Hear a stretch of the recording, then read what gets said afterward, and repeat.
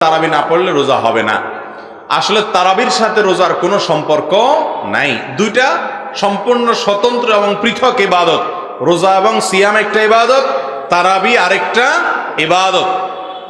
যদি কেউ কোনো কারণে তারাবি পড়তে না পারে, তারপরও তাকে ওই দিনের রোজা রাখতে হবে।